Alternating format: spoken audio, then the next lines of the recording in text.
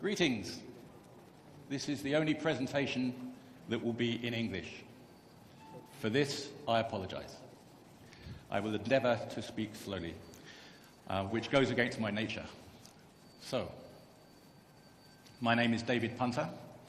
I'm Insurance Strategy Director for Oracle, and I live in London, as you can tell.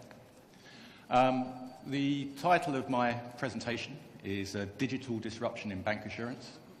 But before going to that, I have to show you this. That's that out of the way. You all know about Oracle.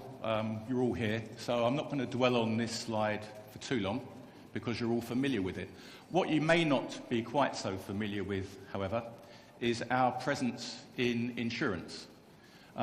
We do actually have significant customers that are in insurance, and these are not just for things like database and middleware. These are for things like applications to manage their health insurance systems or their life and annuity systems. So we've made acquisitions, we've developed on those acquisitions, and we have a significant customer base that are using these things.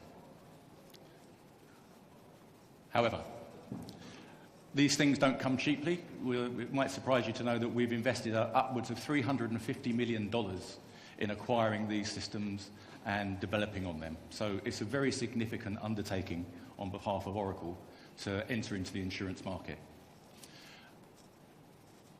However, having got that piece out of the way, I wanted to talk to you a little bit today about what we call digital disruption in bancassurance, And I'd like to introduce to you the concept of what we call a digital upstart. Okay. Anyone know what an upstart is? Anyone care to put their hand up and venture? An upstart is somebody that has suddenly risen in importance and become very arrogant. Okay, so a digital upstart, I found this in the Financial Times, by the way, and they describe it far better than I do. Digital upstarts want to sell their own products at low cost using web services that are offered by people such as Amazon and Google, who are letting them have access to this stuff. And for the purposes of this presentation, a digital upstart is somebody that's looking to make inroads into the insurance industry. So they're upstarts in that particular respect. And they've got a bit of an advantage in a way because they have no hangover from the past. They have no baggage. They've got no shareholders. They've got no sales teams. They don't have to apologize for anything. And so they're eating into the market in a very dynamic way. And you may or may not have seen some of these guys. Funding Circle, bought by many. And their basic premise is that the future of insurance is available to you today through us upstart type people. There's some rather surprising things in here. If you look at this lemonade one, they say 90 seconds to get insured, 30 minutes to get paid, which is quite significant. You also have the Friends Insurance, who... Hang on. The copy of the slides I have has got a little red box around that, and I was waiting for that to turn up. Rewards small groups of users with cashback bonus at the end of each year they remain claimless. So really going back to the very basics of how insurance used to work in the dim and distant past. So these guys are eating into our market if I position myself as a more traditional type person in the insurance industry.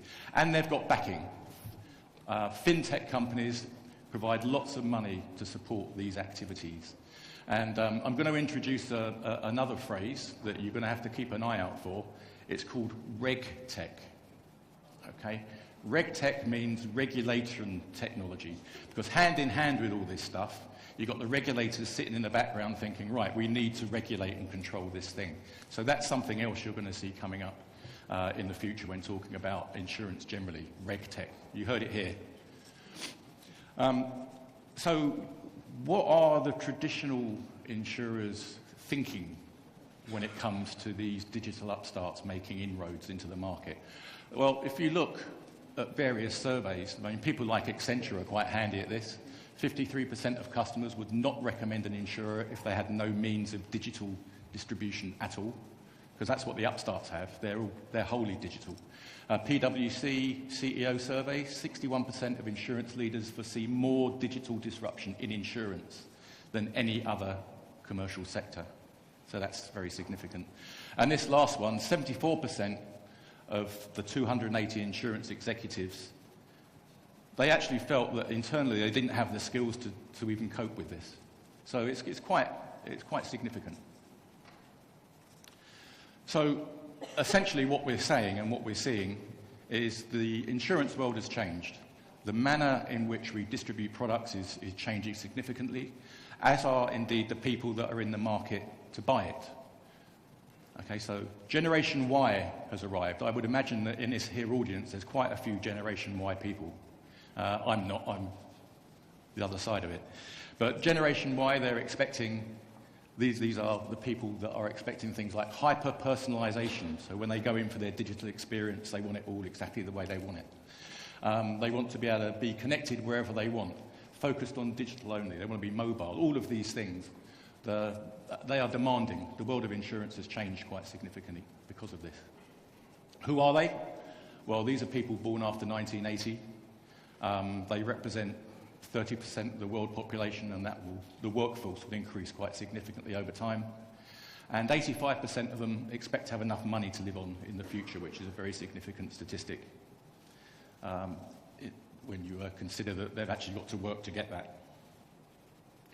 But their view is quite interesting when it comes to the world of insurance. I mean, the legacy of insurance and the traditional way products have been distributed through direct sales forces and some brokers and tied agents and what have you, has given rise to the feeling that this business transaction is too complex. It's difficult to understand. The products are convoluted. They're hard to understand. It's very intense. It's perceived that, you know, if you want to buy a product from an insurance company, there's going to be a hard sell involved. And they do not like that. And it's too transactional. And what I mean by that is a sales guy comes along, sells you your product, gets his remuneration, and you don't see him or her again for quite a long time until perhaps a renewal is required or something of that nature. So it's very, very transactional. You do something, and then that's done and done with. Plus, regrettably, I used to have a slide that showed which are the worst perceived industries when it comes to trust. Right at the very bottom was car salesmen.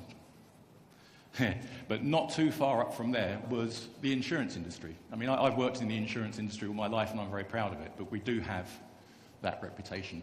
And things like endowment mortgages, where people took out a mortgage on their property, took an insurance policy out to pay it back, and it never actually delivered on it.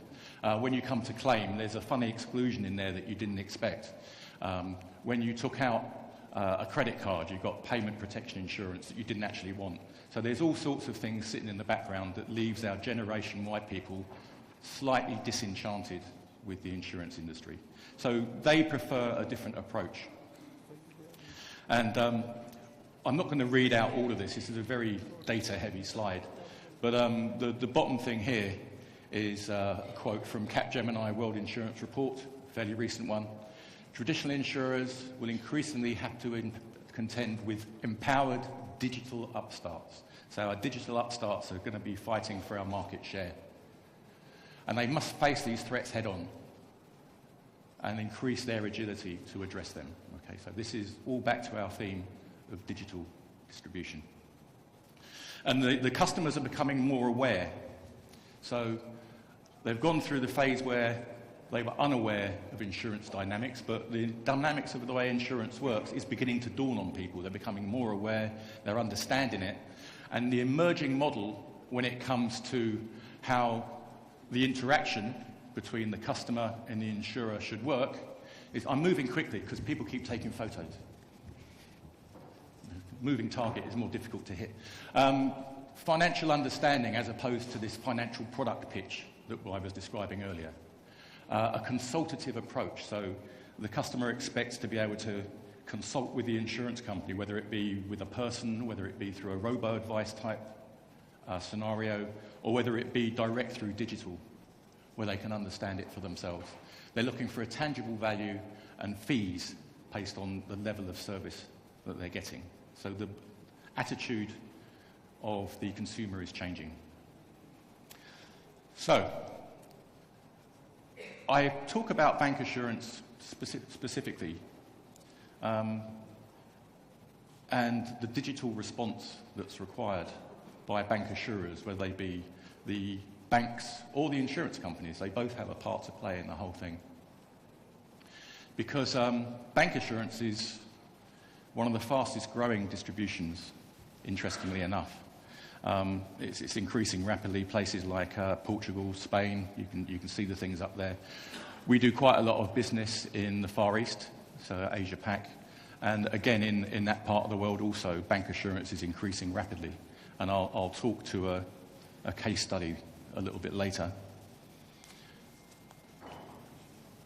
So you can see, especially on the life distribution side, the green part is the percentage of product that's distributed through the bancassurance method. And here in Turkey, the insurance market seems to be very buoyant. And one of the factors, you've got a number in here, sustained economic growth, increase in life expectancy, but the expansion of bancassurance. Okay, so it's very important. So to get to that part of the transformation, if you like, so taking our bancassurance model and moving it to a more digital thing, it goes through a number of phases. Phase one, we've identified, and we've done this with a lot of our customers, is to establish a web presence, get your brand out there. But that, in its own, is just a one-way thing. A customer can see it, but you can't much do anything else. So you then have the phase where you get into transacting business over the web, distributing products over the web, and adding mobile capabilities. You know, remember that slide I showed previously of all the guys sitting around, all the things they wanted? That's what this part talks about. But crucially, where a lot of these things fall down is that phase three, the ability to bring appropriate products to the market quickly, the more simplified ones that people can engage with. The way of getting the brand out there, the transformation in the background. This is the piece where it falls down a lot because traditionally insurers have got lots and lots of legacy. AS400 sitting in the back office and all that sort of stuff. And this is where we help customers a lot because we've got a flexible core here as Oracle that can help. That's part of the $350 million investment that I was talking about. So it's a transformation that has to be gone through in phases. The communication piece, distribution cloud, flexible core, which I've just mentioned, connected collaboration, all have a part to play in the overall piece. And last but not least, of course, is the big data analytics, so being able to understand what your customers are up to, what their activities are, analysing it. However, the status quo for bancassurance. We commissioned a study fairly recently. This is one of the pieces that came from that study. We paid a lot of money for it, but if you look up here, there's a consistent piece that talks about difficulty querying the application status, limited insight into pipeline. So in other words, the bancassurance operation as it exists has lots of issues. Low productivity of staff, lots of paper and mail application things flying around. Insurers' underwriting is sort of removed from the process and it's very difficult to see. And policy and commissions reconciliation. I mean, how do you do that? I mean, bancassurance, if you're a big bank and you're selling lots and lots of products, that's millions of dollars going backwards and forwards that you've got to reconcile, and you need to understand where it all is. And these are all issues that our study revealed are huge in this whole bancassurance distribution piece. Okay? And digital can solve it, but very few instances that we've come across where digital's fully in there and managing it. So here's a case study. This is what I was leading to. We have a customer for this. They're based in Singapore. They're a huge bank. They distribute the products of people like Prudential Asia, Manulife Asia, some of the big local Asia-Pacific insurers. They operate over 11 countries. In each of those countries, as I say, they've got a number of different providers in there, and they distribute composite-type products. And they're selling over 1 million each year. So we were able to work with them to create this complete digital distribution piece for them, starting with where the sales agent engages with the customer, does the needs analysis, gets all the information in, makes a recommendation, sells the product. The customer can interact at any stage. So if they want to do their own personal piece, they can. They can go in, they've got their own portal, they can look at their needs analysis, they can look at what's being recommended, they can see why. It's all part of the Know Your Customer requirements. That's RegTech again. So all of this is a complete end-to-end solution that we were able to put in place for this bank and their insurance companies. And it's all connected. Okay? So this would work for a bank looking to distribute products on behalf of an insurer. By the same token, it will work for an insurer that's looking to have banks distribute its products as well. So the Bancassurance success in this particular piece, we connected the banks with the insurers in real time. It's modern technology, and it's enhanced customer insight for better customer service. So in other words, know your customer, a portal in there with all of the customer's information in there that the sales agent on behalf of the bancassurer and the customer, him or herself, can access and interact with in a very effective way. We will, I've given you a taster of what that thing looks like. We've got a session at 3:55, I think, in Salon 2, I think it's 2. So we will go into more detail about what this Bancassurance solution looks like. However, in the meantime, if you have been listening, thank you very much.